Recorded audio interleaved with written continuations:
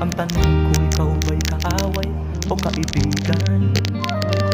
Bakit ganyan na lang ang nararamdaman? Usap-usapan ka ng mamamayan. Karding,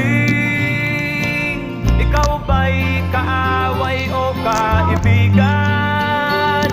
Karding, ano ba ang tunay mong kasaysayan?